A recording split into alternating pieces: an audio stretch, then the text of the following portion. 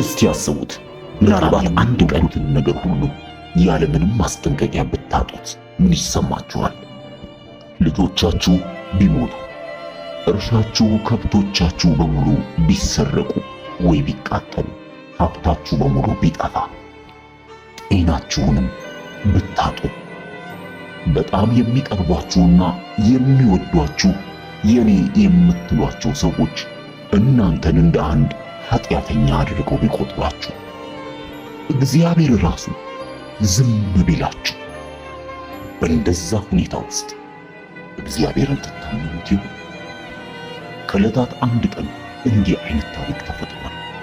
ኦስ በምትባል አገር የሚኖር አንድ በጣም ፍጹምና ቅን እግዚአብሔርን የሚፈራና ከክፋት የራቀ ኢዮብ የተባለ ሰው ነበር። ኢዮብ እጅግ የተከበረና ባለጠጋ የነበረ ሰው ነው። 7 ወንድ ልጆችና 3 ሴት ልጆች እንዲሁም ብዙ ባሪያዎችና ሰራተኞችም ነበሩት። በብዙ ሺህ የሚቆጠሩ እንስሶች ነበሩት። 7000 በጎች፣ 3000 ግመሎች፣ 500 በሬዎችና 500 አህዮች ነበሩት። በአካባቢው ካሉ ሰዎች ሁሉ ይልቅ ታላቅ የተባለ ሰው ነበር። አንድ ቀን ግን የእግዚአብሔር መላእክቶች በእግዚአብሔር ፊት ተሰበሰቡ። ታዲያ ከነዚህ መሃል ሰይጣን ራሱ ተገኝቶ ነበር። ከዛም የእግዚአብሔር ድምፅ እንዲህ ሲል ተሰማ፣ ሰይጣን ከወዴት መጣህ? አለ። ሰይጣን ምላሹን እንዲህ ብሎ አስቀመጠ፣ በምድር ሁሉ እየዞርኩኝ ነበር፣ በእርሷም ተመላለሱ ብሎ ለእግዚአብሔር መለሰ። እግዚአብሔርም ቀጠለ፣ በእውኑ ባሪያዬን ኢዮብን ተመለከትከውን? በምድር ላይ እንደርሱ ፍጹምና ቅን እግዚአብሔርን የሚፈራ ከክፋትም የራቀ ሰው የለም አለው።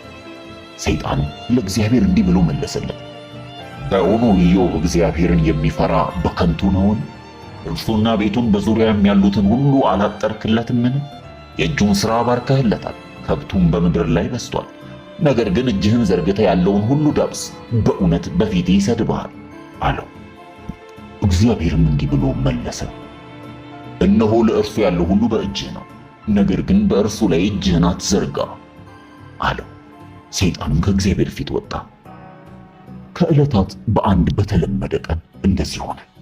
ኢዮብ በቤቱ ተቀምጦ ባለበት መልእክተኞች በተከታታይ ወደሱ ቤት ይመጡ ጀመረ።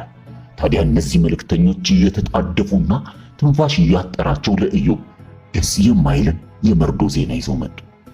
የመጀመሪያው መልእክተኛ ወደ ኢዮብ እየሮጠ በመምጣት እንደዚህ ይል ጀመር፣ በሬዎቹ እርሻ ያርሱ፣ በአጠገባቸውም አህያ ይሰማሩ ነበር። የሳባም ሰዎች አደጋ ጣሉ፣ ወሰዷቸው፣ ብላቴኖቹም በሰይፍ ስለት ገደሉ። እኔም እነግርህ ዘንድ ብቻዬን አመለጥኩኝ አለ። እርሱም ገና ሲናገር ሌላ መጥቶ የእግዚአብሔር እሳት ከላይ ወደቀች፣ በጎቹንም አቃጠለች፣ ጠባቂዎቹንም በላች። እኔም እነግርህ ዘንድ ብቻዬን አመለጥኩ አለ። እርሱም ገና ሲናገር ሌላ መጥቶ ከለዳውያን በ3 ረድፍ ተከፍለው በግመሎቹ ላይ አደጋ ጣሉ፣ ወሰዷቸው፣ ብላቴኖቹንም በሰይፍ ስለት ገደሉ። እኔም እነግርህ ዘንድ ብቻዬን አመለጥኩ አለ። እርሱም ገና ሲናገር ሌላ መጥቶ ወንዶችና ሴቶች ልጆችህ በታላቅ ወንድማቸው ቤት ይበሉና የወይን ጠጅ ይጠጡ ነበር። እነሆም አውሎ ንፋሱ ከምድረ በዳ መጥቶ የቤቱን 4ቱን ማዕዘን መታው፣ በብላቴኖቹም ላይ ወደቀ፣ ሞቱም። እኔም እነግርህ ዘንድ ብቻዬን አመለጥኩ አለ። ኢዮብም ተነሳ፣ መጎናጸፊያውን ቀደደ፣ ራሱንም ተላጨ፣ በምድር ላይም ተደፍቶ ሰገደ። እንዲህም አለ፣ ራቁቴን ከእናቴ ማኅፀን ወጥቻለሁ፣ ራቁቴን ወደዛ እመለሳለሁ። እግዚአብሔር ሰጠ፣ እግዚአብሔር ነሳ፣ የእግዚአብሔር ስም የተባረከ ይሁን። በዚህ ሁሉ ኢዮብ አልበደለም፣ ለእግዚአብሔርም ስንፍናን አልሰጠም።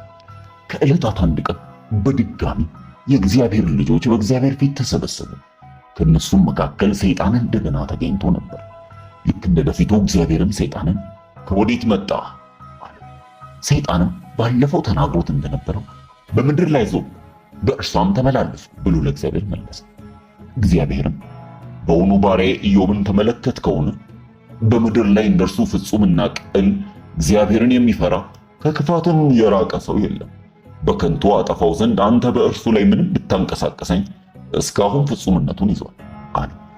ሰይጣንም እንዲህ ብሎ መለሰ፣ ቁርበት ስለ ቁርበት ነው። ሰው ያለውን ሁሉ ስለ ሕይወቱ ይሰጣል። ነገር ግን አሁን እጅህን ዘርግተህ አጥንቱንና ሥጋውን ዳብስ፣ በእውነት በፊቴ ይሰድብሃል አለ። እግዚአብሔርም እንደዚያ ነው፣ ሕይወቱን ተወው እንጂ እነሆ እርሱ በእጅህ ነው አለ። ሰይጣንም ከእግዚአብሔር ፊት ወጣ።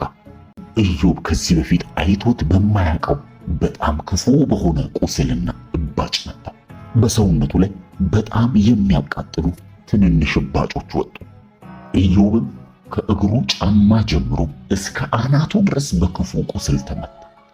ሥጋውን ይፍቅበት ዘንድ ገል ወሰደ፣ በአመድም ላይ ተቀመጠ።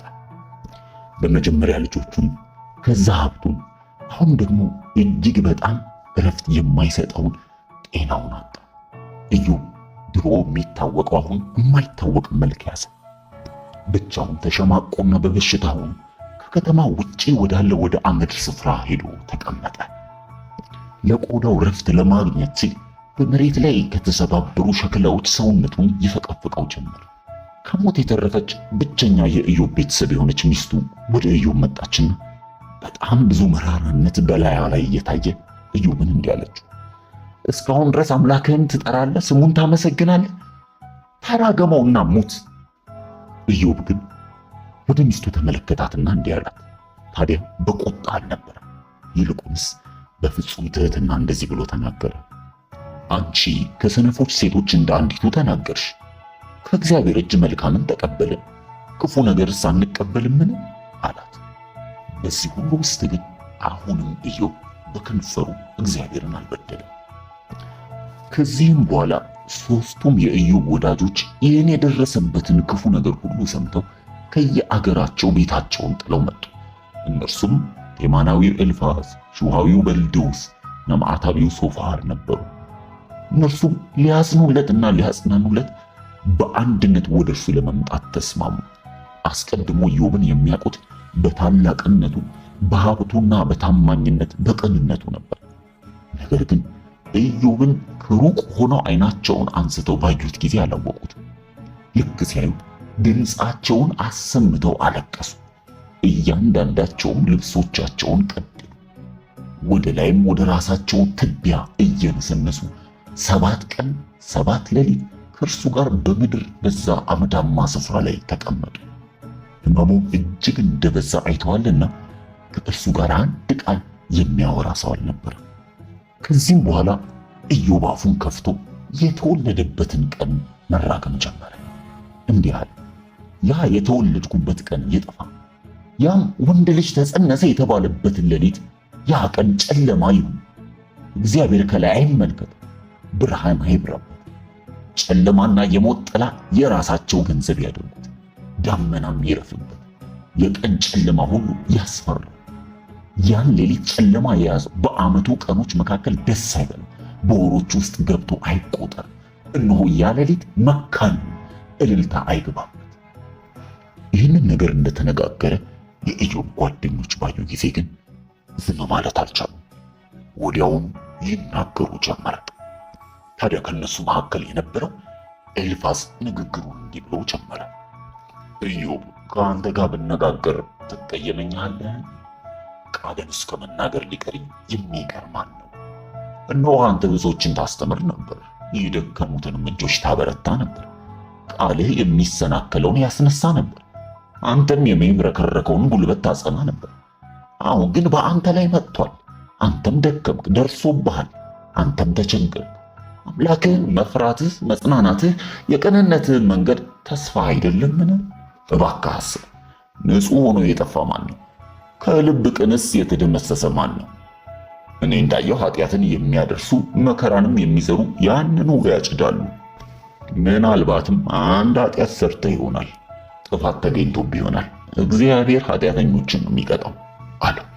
ኢዮብም እንዲህ ብሎ ተቆጣ። እንዴት መከራዬን ልክ እንደ እውነት ማረጋገጫ አድርገህ ትናገራለህ?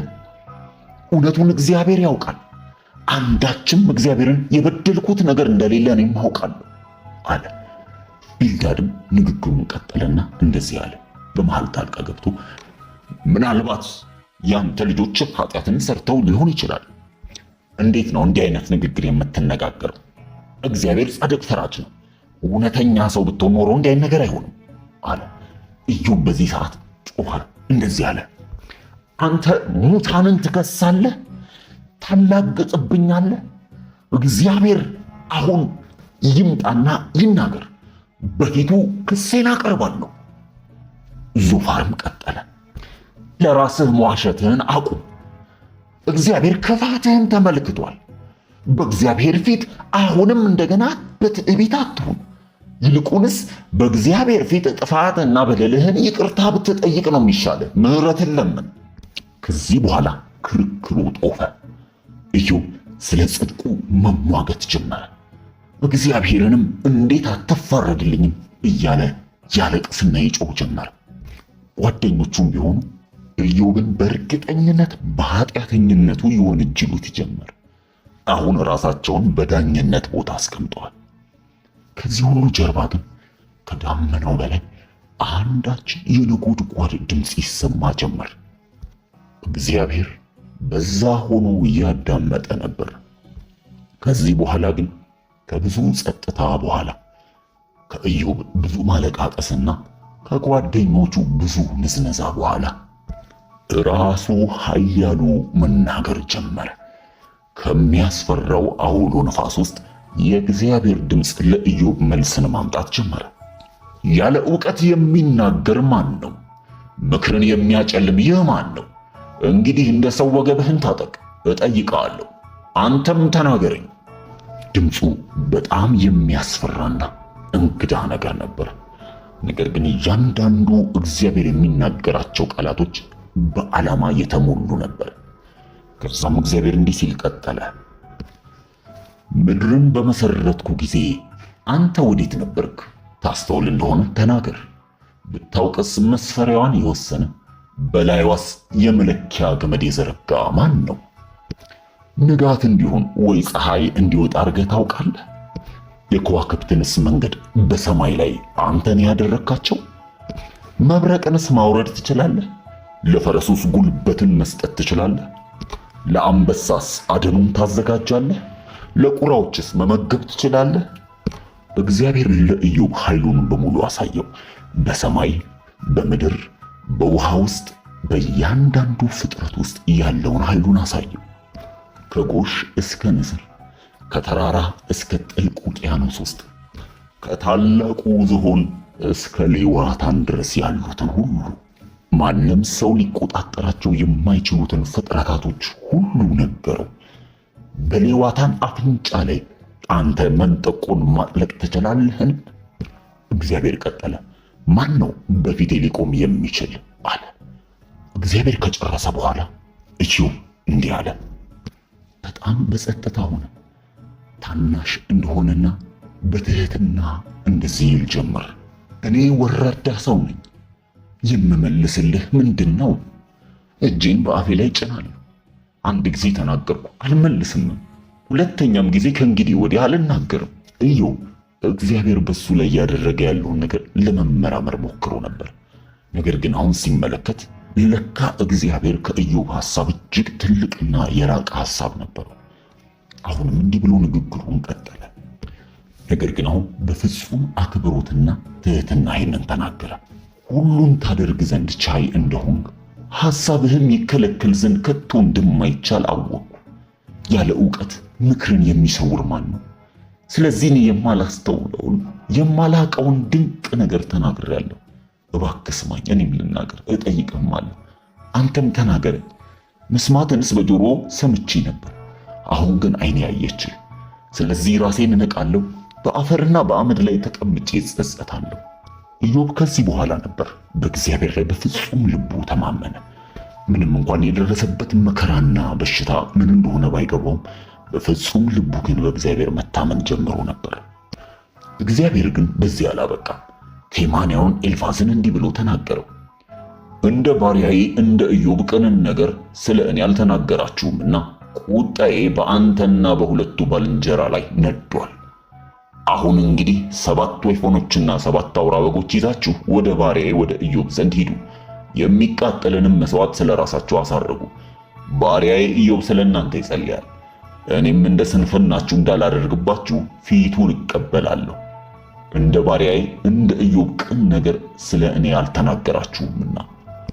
እነሱም እግዚአብሔር እንዳዘዛቸው አደረጉ። ያንንም ባደረጉ ጊዜ ኢዮብ ጸለየላቸው።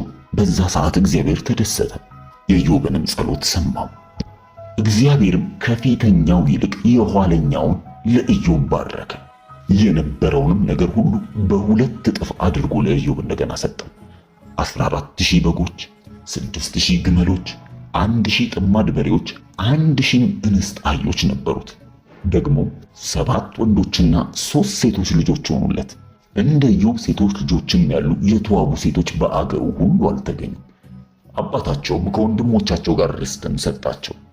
ከዚህ በኋላ ኢዮብ 140 ዓመት ኖረ። ልጆቹንና የልጅ ልጆቹን እስከ 4 ትውልድ ድረስ አየ። ኢዮብም ሸምግሎና ዕድሜ ጠግቦ ሞተ። የኢዮብ ታሪክ ዛሬ ለኛ ሕይወት በጣም ብዙ ነገር ያስተምረናል። ታውቃላችሁ፣ ሰይጣን ልክ በእግዚአብሔር ፊት ያን ጊዜ ኢዮብን እንደከሰሰው አሁንም እኔና እናንተን ለመክሰስ ይፈልጋል። ኢዮብ አንተን የሚያመልክህ ስለባረከው ነው ብሎ ነበር። የኢዮብንም እምነት አጣሞ በእግዚአብሔር ፊት ለማቅረብ ሞከረ። ሰይጣን ሁል ጊዜ እንዲህ ነው የሚያደርገው፣ እውነትን ያጣምማል። እግዚአብሔር ለኛ ያዘጋጀልንን መልካም ነገር አጣምን እንድናስበው ያደርጋል። በአእምሮአችን ውስጥ ጥርጣሬን፣ ክፉ ሐሳብን፣ መርዝን መክተትና መጨመር ይፈልጋል። ሁል ጊዜ በጆሮአችን መጥቶ እግዚአብሔርን አትወደው፣ ኃጢአትን ሰርተሃል፣ አሁን በደለኛን እግዚአብሔር አይቀበልህም ብሎ ሊናገር ይፈልጋል።